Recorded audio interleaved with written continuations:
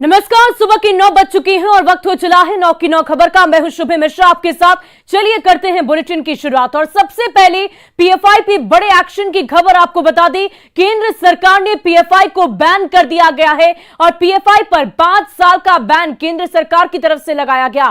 ताबड़तोड़ एक्शन के बाद यह फैसला लिया गया।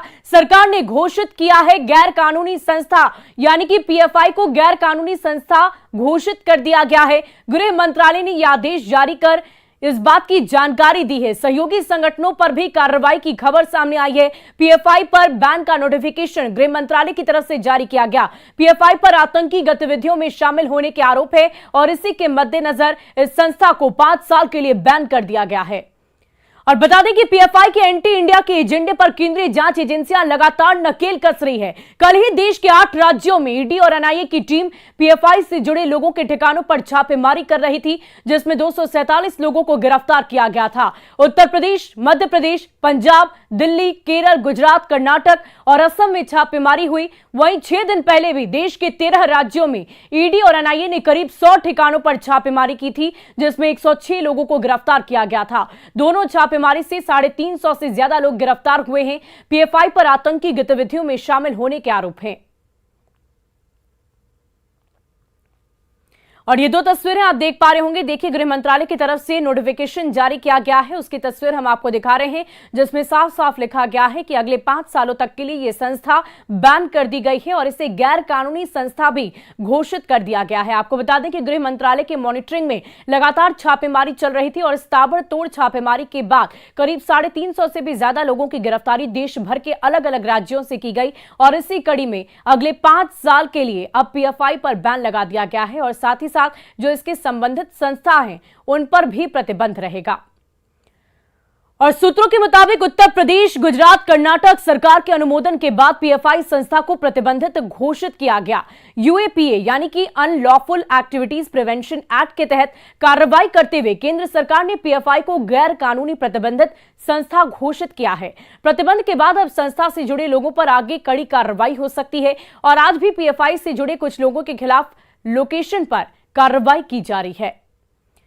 ये तस्वीरें आपको दिखा रहे हैं हम दिल्ली, महाराष्ट्र, कर्नाटक और असम की ये तस्वीर है, जहां 8 राज्यों में अलग अलग जगहों पर छापेमारी की गई थी। दिल्ली, उत्तर प्रदेश, कर्नाटक, साथ ही साथ अलग अलग जगहों की तस्वीर आप देखिए किस प्रकार से अलग अलग राज्यों में छापेमारी की गई। पीएफआई की जो दफ्तर हैं, जो उनसे जुड़े लोग हैं, उनके ठिकानों पर लगातार छापेमारी की जा रही थी। अलग अलग शहरों के अलग अलग राज्यों की तस्वीर इस वक्त आपकी टीवी स्क्रीन पर। बेंगलुरु, कर्नाटक, महाराष्ट्र, दिल्ली, उत्तर प्रदेश, भुवनेश्वर, अलग अलग जगहों की तस्वीर हम आपको दिखा रहे हैं। बिहार के भी कई जिलों पर छापेमारी की गई है और इसी कड़ी में अब करीब 350 से भी ज्यादा लोगों की गिरफ्तारी की गई और पीएफआई पर अगले 5 सालों के लिए बैन लगा दिया गया है।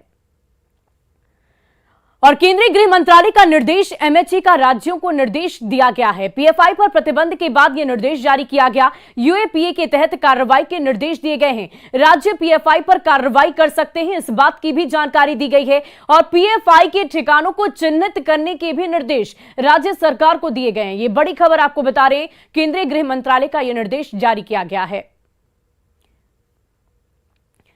वहीं पीएफआई पर देश विरोधी गतिविधियों में शामिल होने के आरोप में 5 साल के लिए बैन लगा दिया गया, जिसके बाद बिहार की सियासत गर्मा उठी है। आरजेडी और जेडीयू ने पीएफआई पर बैन के बहाने बीजेपी पर निशाना साधा। वहीं बीजेपी विरोधियों के आरोप पर पलटवार कर रही है। आज तक किसी ने जाना कि आरएसएस का सालाना बजट क्या है, इनकम क्या है, सोर्स ऑफ इनकम क्या है? तो किसी को भी, किसी मस्जिद, किसी मदरसे को आप बैन कर सकते हैं। देश को धोखा देने के लिए इतना ही काफी है कि देश प्रेम और देशद्रोह का लाइसेंस निर्गत आप करते रहते हैं।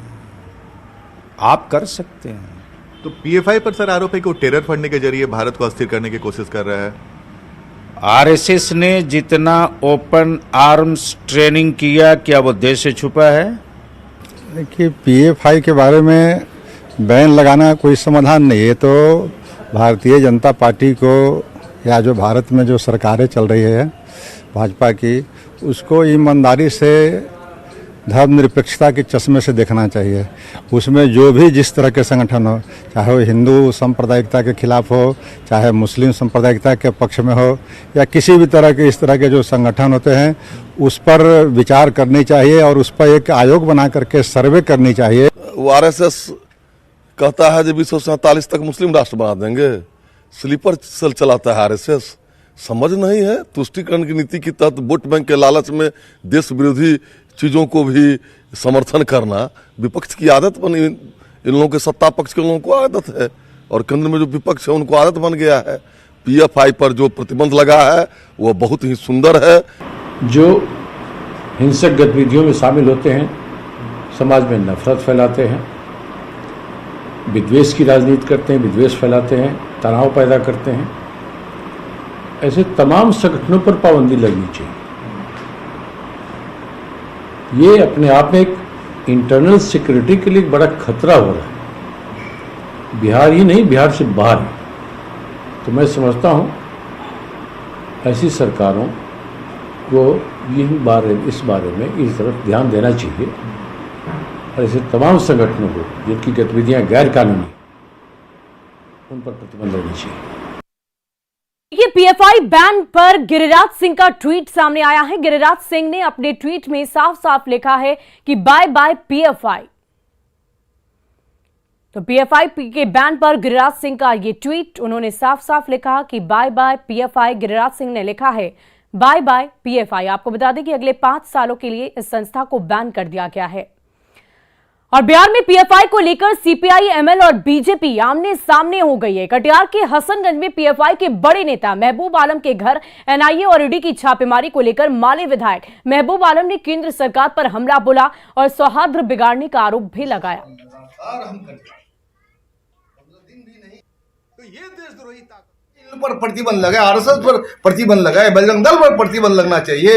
बाकी जनता की सेवा में, सद्भावना में जो लगे हुए हैं उन पर भी प्रतिबंध आपने लगाया ही नहीं और आप आरोप लगा रहे हैं जी। बिल्कुल कॉन्स्टिट्यूशन के प्रति हम लोग वफादार हैं, संविधान के लिए हम लोग जान दे देंगे, लेकिन ये सब जो गड़बड़ी करते हो कटिहार में नहीं चलता। और अगली खबर दरभंगा से, जहां सकतपुर थाना इलाके के दरगाह टोल में भीड़ तंत्र का क्रूर चेहरा सामने आ गया है। यहां बच्चे की हत्या के शक में एक बुजुर्ग महिला की लोगों ने जमकर पिटाई कर दी और जिंदा जलाने का प्रयास भी किया। संयोग था कि पुलिस समय पर पहुंच गई और महिला को बचा लिया, अस्पताल में भर्ती कराया। बताया जा रहा है कि सोमवार को 2.5 साल का बच्चा आयुष घर से खेलते खेलते गायब हो गया। परिवार के लोगों ने खोजबीन की, लेकिन जब बच्चा नहीं मिला तो 2 दिन बाद बच्चे का शव एक मकान से मिला, जिसके बाद इलाके में हड़कंप मच गया और लोगों ने डायन बेसाही के शक में एक महिला की पिटाई शुरू कर दी। फिलहाल महिला कुछ भी बोलने की स्थिति में नहीं है। बच्चा की भेले है काल के मान 1:30 तो 1 बजे मांगना से करलू, 2 बजे होतो तो हमरा लगते नो तो हमरे घेरा कटे छला, हमर ओते तो देखलू घेरा कटे देखलू तो हमर बाबू कहि के हमरा हमती मालूम जे कि पूछे दे बैल हमरा बेटा का दे गाली में हमरा बेटा का तुरंत घेरा लगा कटला, हमरा बेटा चप्पल चला देना। अब ऐसे में पूछता है न्यूज 18, आखिर डायन के नाम पर अत्याचार कब तक किया जाएगा? अंधविश्वास का ये पर्दा लोगों की आंखों से कब तक हटेगा? लगातार इस तरह की घटनाएं सामने आती है। एक तरफ जहां देश विकास की ओर अग्रसर है, उधर अंधविश्वास की जब ये तस्वीरें सामने आती हैं तो ये आश्चर्य कर जाती है। डायन के नाम पर अत्याचार करने वालों पर आखिर कब तक कार्रवाई की जाएगी?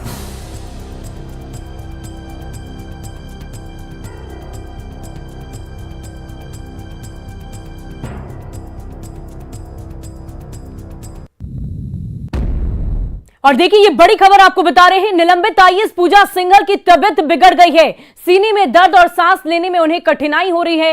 रिम्स के कार्डियोलॉजी विभाग में उन्हें जांच के लिए भेजा गया है। पूजा सिंघल की ईसीजी और इको जांच की जाएगी और रिम्स के पेइंग वार्ड में पूजा सिंघल इस वक्त भर्ती है। आज पूजा सिंघल की पूरी स्वास्थ्य जांच की जाएगी। ये बड़ी खबर आपको बता रहे हैं, जहां होटवार जेल से उन्हें रिम्स लाया गया है और वहां पर उनकी जांच प्रक्रिया शुरू कर दी गई है। आईएएस पूजा सिंघल की तबीयत बिगड़ गई है और सीने में दर्द और सांस लेने में उन्हें काफी दिक्कतों का सामना करना पड़ रहा है, परेशानी हो रही है, तकलीफ हो रही है, जिसे देखते हुए कार्डियोलॉजी विभाग में पूरी जांच की प्रक्रिया उनकी संपन्न कराई जाएगी।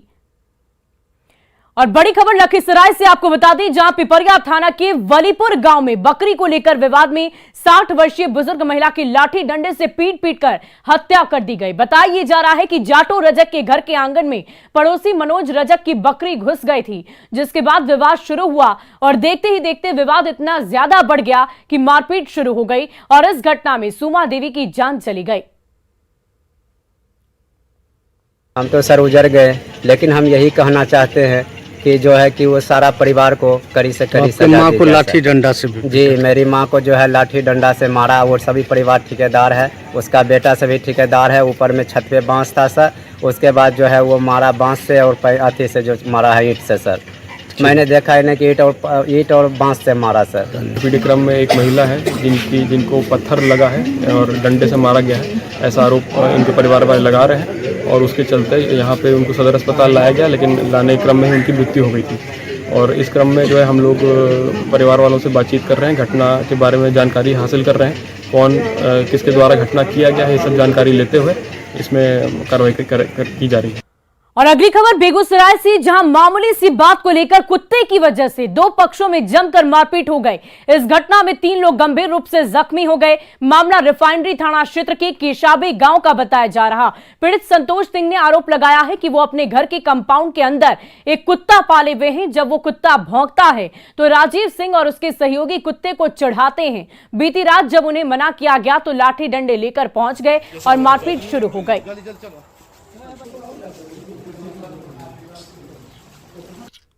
कुत्ता रखे हुए हैं घर के कंपाउंड के अंदर, और अपने पैतृक भवन के अंदर में कुत्ता रखे हुए हैं, जिसमें कि लोग जो है रोज उसको तंग करता है। हम लोग रहते नहीं है, या ठा देते हैं दूर, छोड़ो कंपाउंड के अंदर कुत्ता भौंक रहा है, बाहर हुआ अपना कुछ भी कर रहा है, छोड़ देते हैं। आज उस लोग को बोले कि काहे तुम तंग कर रहे हो, निकलो। राजीव सिंह जो है मेरे पापा को कुल्हाड़ी से पीछे मारा है, मतलब बीच में ये दाईं तरफ मारा है, और हमको इसका बेटा आयुष कुमार पीछे से कुल्हाड़ी से मारा, एकदम बीच मिडिल पॉइंट पे। और देखिए अगली खबर रांची से आपको बता रहे हैं, जहां मेन रोड स्थित मल्लाह टोली में हनुमान मंदिर की मूर्ति को असामाजिक तत्वों द्वारा तोड़ने का मामला सामने आ गया, जिसके बाद भारी संख्या में पुलिस बल मौके पर तैनात है। और इस घटना के बाद स्थानीय लोगों में काफी आक्रोश देखने को मिल रहा है। स्थानीय लोगों ने मेन रोड को जाम कर दिया है। उनका आरोप है कि त्योहार के मौसम में सद्भाव खराब करने के लिए इस तरह की घटना को अंजाम दिया जा रहा। और अधिक जानकारी दे रही है रांची संवाददाता कोमल बहल। तो इस वक्त हम मौजूद है रांची के मेन रोड में, जहां पे ये जानकारी मिल रही है कि कुछ असामाजिक तत्वों द्वारा हनुमान जी की मंदिर को तोड़फोड़ करने का मामला सामने आया है, जिसके बाद से यहाँ पे पुलिस फोर्स भी साफ तौर पर देखने को मिल रही है और लोगों की भीड़ भी यहाँ पे मंदिर के बाहर इकट्ठा हो गई है। हम लोगों से ही बात करते हैं कि आखिर क्या कुछ मामला है सर। दुर्गा पूजा में माँ दुर्गा की भक्ति में डूबे हुए हैं, तो कुछ लोग, ऐसा हमें प्रतीत हो रहा है कि कुछ लोग इसे तरह का कार्य करके इस शहर को जलाने की कोशिश कर रहे हैं, आपस में लड़ाने की कोशिश कर रहे हैं। कौन वैसे लोग हैं? पुलिस प्रशासन यहाँ आई है और हम लोग चूंकि काफी संयम। मामला क्या हुआ है? मामला ये है कि मूर्ति को यहाँ पर क्षतिग्रस्त कर दिया गया है। मूर्ति को ताला तोड़ा गया है, मूर्ति के हाथों को तोड़ा गया है, सर को तोड़ा गया, बहुत जगह से क्षतिग्रस्त कर दिया गया। मंदिर जब खोले हम तो हमको ये घटना आता, मतलब मंदिर ताला टूटा हुआ था, खोलने की जरूरत नहीं पड़ा। जब आके देखे तो देखे कि मंदिर का ताला टूटा हुआ है। उसका जब खोले तो उतना समझ में आया नहीं, क्योंकि बॉक्स सामने रखा हुआ था, वो सब सही था। तो जब मंदिर को धोने के लिए, क्योंकि मंदिर हम ही धोते हैं, तो पता चला, देखे कि पूरा उसको खंडित किया हुआ है, हाथ है, मुंह में टूटा हुआ है। तब समझ में आया पूरा मामला। तब फिर आपसी भीड़ लगने लगा, लोग, क्योंकि लोकल बाजार यहाँ लगता है, वहाँ पर लोग भीड़ लगने लगा। और ऐसा करते करते पूरा रांची में वायरल हो गया। इस सांप्रदायिक माहौल को शांत करने के लिए एक विक्षिप्त को गिरफ्तार किए, जो कि वह नहीं भी हो सकता। इसलिए आपके माध्यम से प्रशासन से मांग करते हैं कि सीसीटीवी कैमरा निकालकर जांच पड़ताल कर दोषी के विरुद्ध कड़ी से कड़ी कार्रवाई किया जाए, ताकि आने वाले समय में इनका मनोबल गिरा रहे। और इससे पहले भी अभी 10 जून को भी यहाँ दंगे हुए थे, तो मेन रोड बजरंगबली के मंदिर में अटैक हुआ था और यहाँ भी अटैक हुआ है, जो कि काफ़ी निंदनीय है। और ये एक मतलब केवल माहौल को, जब भी कोई बड़ा त्यौहार आता है हम लोगों का, तो माहौल को बिगाड़ने की कोशिश की जा रही है कुछ असामाजिक तत्वों के द्वारा। मल्ला टोली का ये मेन रोड है, मेन रोड का मल्ला टोली, और ये हनुमान मंदिर है जहाँ पे स्थानीय लोगों का कहना है कि कल रात के 3 बजे जो है यहाँ पे हनुमान जी की मूर्ति को तोड़फोड़ की गई है, जिसके बाद यहाँ का माहौल जो है वो काफ़ी टेंस्ड हो गया है। अगर हम पुलिस बल की बात करें तो भारी संख्या में पुलिस बल भी यहाँ पे तैनात है, पुलिस बल के जवान यहाँ पे तैनात है। और अगर हम मेन रोड की बात करें तो ये काफ़ी सेंसिटिव एरिया भी माना जाता है, क्योंकि अभी कुछ दिन पहले ही जब नुपुर शर्मा द्वारा विवादित बयान का मामला सामने आया था, तो उस दौरान भी मेन रोड में जो हनुमान मंदिर है, उस हनुमान मंदिर में तोड़फोड़ करने का मामला सामने आया था। और उसके बाद अब ये मेन रोड में दूसरा मामला है जहाँ पे हनुमान जी के मूर्ति को तोड़फोड़ का मामला आया है जहाँ से। तो ऐसे में माहौल जो है पूरे तरीके से टेंस्ड है। लेकिन अगर हम फोर्स की बात करें और पुलिस प्रशासन की बात करें तो पुलिस प्रशासन ने कमर कस ली और पुलिस प्रशासन यहाँ पे पूरे तरीके से यहाँ पे एक्शन मोड में आ चुके हैं। ये तस्वीर हम आपको दिखा रहे हैं, भारी संख्या में पुलिस फोर्स तैनात है, पुलिस बल की गाड़ियाँ जो है यहाँ पे, अभी SSP सर भी यहाँ पे निरीक्षण करके गए हैं, तमाम आला अधिकारी जो है वो यहाँ पे पहुँच रहे ताकि कोई त्योहारों को देखते हुए कुछ कल दिन कोई बड़ी घटना ना घट जाए। तो इस पर अंकुश लगाने के लिए यहाँ पे लगातार पुलिस बल जो है वो तैनात है। कोमल बहल, न्यूज़ 18 रांची। और देखिए, राजधानी रांची की चांदनी चौक से सनसनीखेज घटना सामने आ गई है। मर्डर के शक में पुलिस ने कब्रिस्तान में दफन लड़की का शव बाहर निकाला। इस लड़की की मौत 21 सितंबर को हो गई थी। परिजनों ने उसका शव कब्रिस्तान में दफन कर दिया, पर ग्रामीणों ने शक जताया तो गोंदा पुलिस ने जांच शुरू की। शव को मिट्टी से बाहर निकाला गया तो चोट के कई निशान भी नजर आए। शव को पोस्टमार्टम के लिए फिलहाल रिम्स भेज दिया गया है।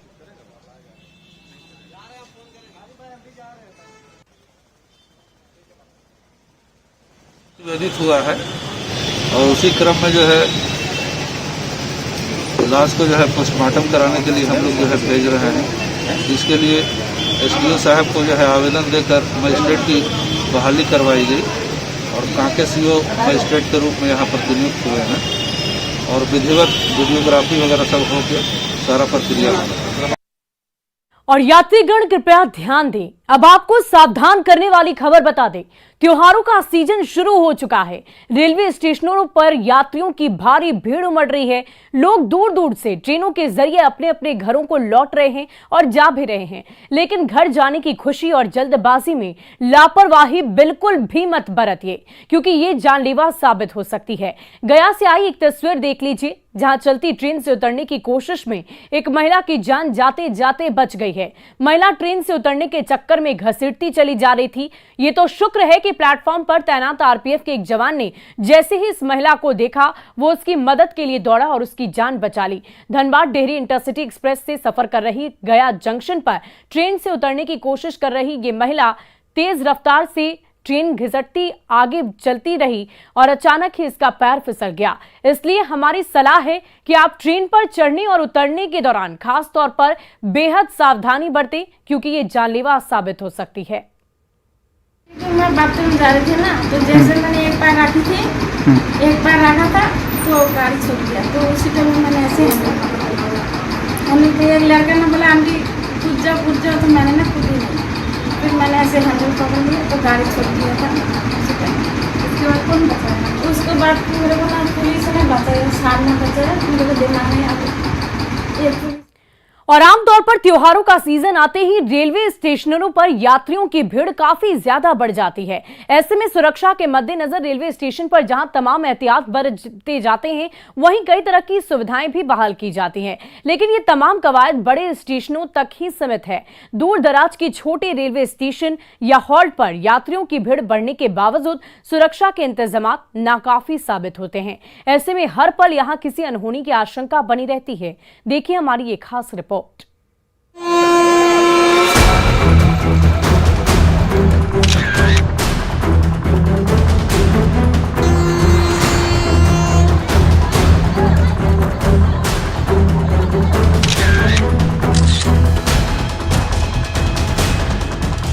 जानलेवा लापरवाही की ये तस्वीरें मधुबनी और जयनगर के बीच स्थित पुरिया रेलवे हॉल्ट की हैं।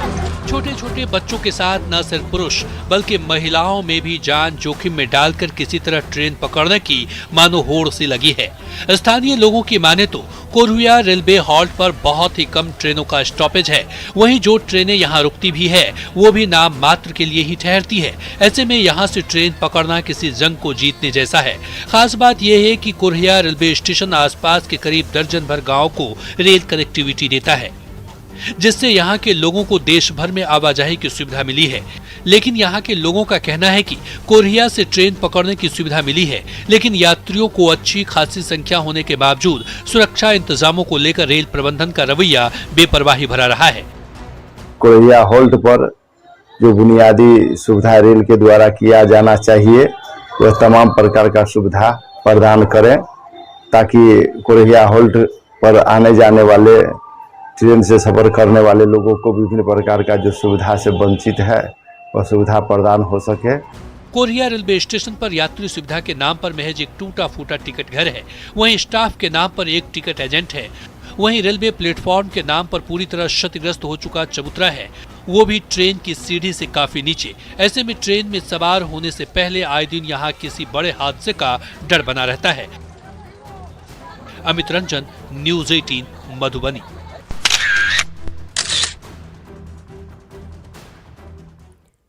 और फिलहाल इस बुलेटिन में अभी के लिए बस इतना ही, लेकिन न्यूज़ 18 बिहार झारखंड पर खबरों का सिलसिला लगातार जारी है।